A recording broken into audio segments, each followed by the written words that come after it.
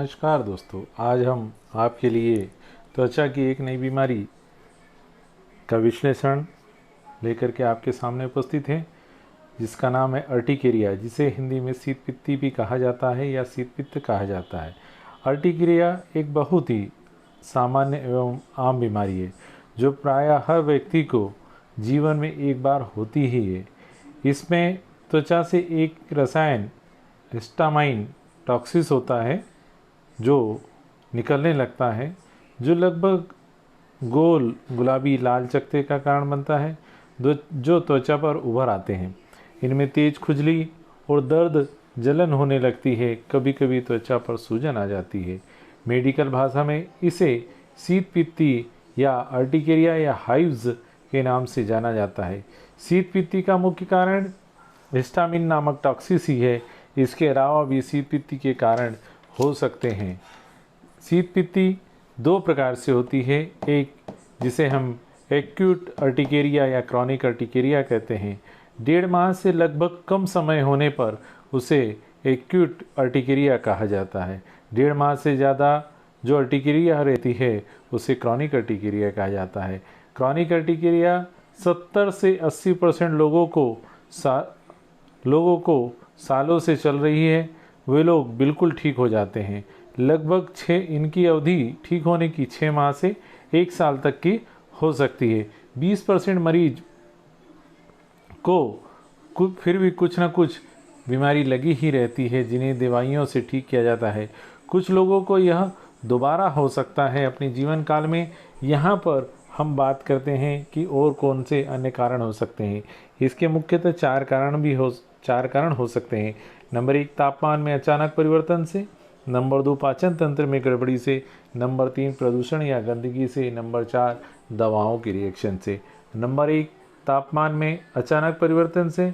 यह शीतपित्ती का सबसे सामान्य और सटीक कारण कह सकते हैं। कई बार सर्दियों में हम तेज़ी से चलने लगते हैं या दौड़ते हैं, तब शरीर अचानक ठंडे से गर्म की ओर जाने लगता है, अर्थात शरीर जो है हमारा एकदम से गर्म होने लगता है। जब यह गर्म होता है तब त्वचा पर शीतपित्त उभर आते हैं। या हम कहें कि गर्मी के मौसम में एकदम से ठंडी की ओर हम अपने शरीर को लेकर के जाते हैं, जैसे आते ही ठंडा पानी पी लेना, आइसक्रीम खा लेना या एकदम से एसी में बैठ जाना।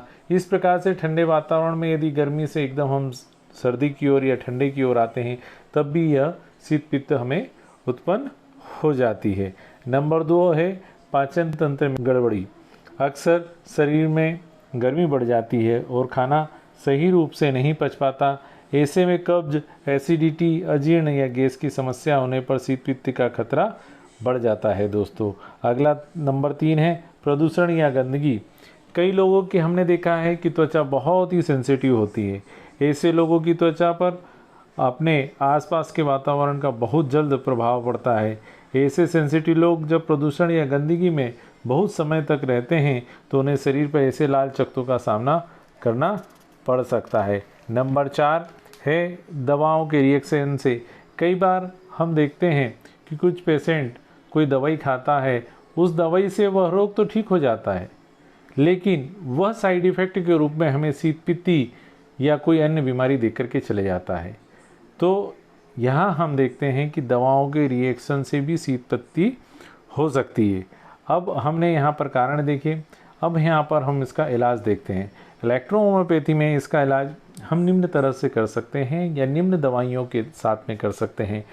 सबसे पहले हम इंटरनल मेडिसिन की बात करते हैं, यानी आंतरिक प्रयोग में आने वाली दवाइयाँ। S1 एवं F1 का 3rd डाइल्यूशन का उपयोग करते हैं।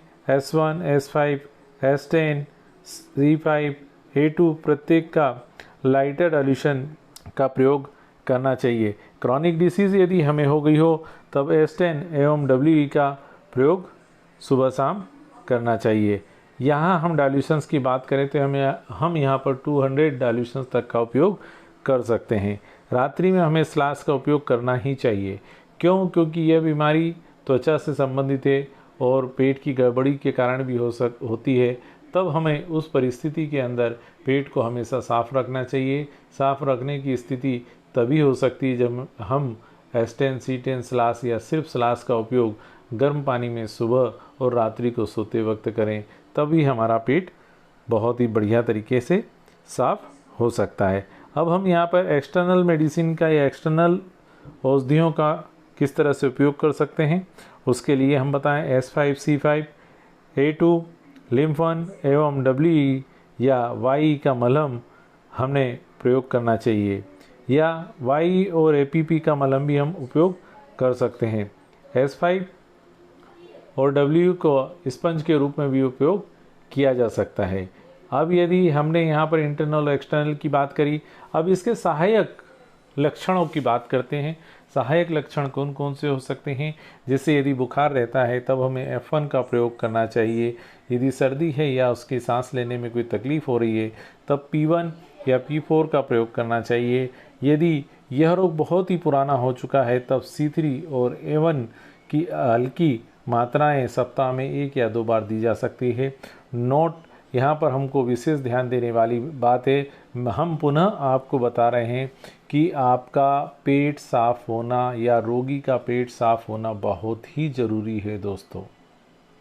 इस बात का आप विशेष ध्यान रखें। अभी हमने आपको बताया ओरिजिनल मेडिसिन से किस तरह से इसे ठीक कर सकते हैं। अब हम बात करते हैं पेटेंट मेडिसिन की। तो पेटेंट मेडिसिन का हम किन किन मेडिसिन का उपयोग कर सकते हैं? सबसे पहले हम स्किन केयर सायरप की बात करें तो स्किन केयर सायरप हमारा बहुत सारी जगह उपयोग होता है। यहाँ पर टिकेरिया में भी आप उसका उपयोग कर सकते हैं। इसे दिन में 3 से 4 बार 2-2 चम्मच देना चाहिए। इसके साथ ही इस ड्राप, क्योंकि खुजली होती है, इस ड्राप हमें दिन में प्रत्येक 2 घंटे पर 1 ड्राप 1 कप पानी में देना चाहिए, या 1 बूंद से ज़्यादा बूंद भी आवश्यकता अनुसार SOS की कंडीशंस में हम इसका उपयोग करते हैं। पेट साफ करने के लिए हमें एसलेक्सा सिरप बहुत ही अच्छा और उम्दा बनाया गया है, जिसका उपयोग हमें सुबह और शाम को गर्म कुनकुने पानी के साथ में करना चाहिए। अब हम सहयोगी लक्षणों की बात करें, यदि बुखार होता है तब उस स्थिति में गो फीवर सिरप या आरफेब्रिन सिरप का उपयोग दिन में 3 से 4 बार या आवश्यकता अनुसार करना चाहिए। इसके बाद सांस लेने में यदि तकलीफ़ है या सर्दी की अवस्था है तब हमें आस्था केयर ड्रॉप का 3 से 4 ड्रॉप दिन में प्रत्येक 1-1 घंटे में दे सकते हैं, या आराम लग जाए उसके बाद हम इसको बंद कर सकते हैं।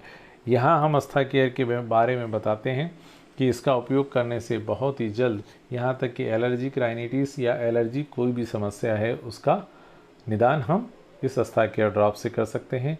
धन्यवाद दोस्तों। आपको हमने अर्टिकेरिया के बारे में, ओरिजिनल मेडिसिन और पेटेंट मेडिसिन, साथ ही किस प्रकार से लक्षण होते हैं और उनका किस तरह से हम निदान कर सकते हैं, इसके बारे में हमने आपको बताया। अब अगले वीडियो में हम बहुत जल्द मिलेंगे और धन्यवाद दोस्तों। नमस्कार। जय मेटी, जय भारत।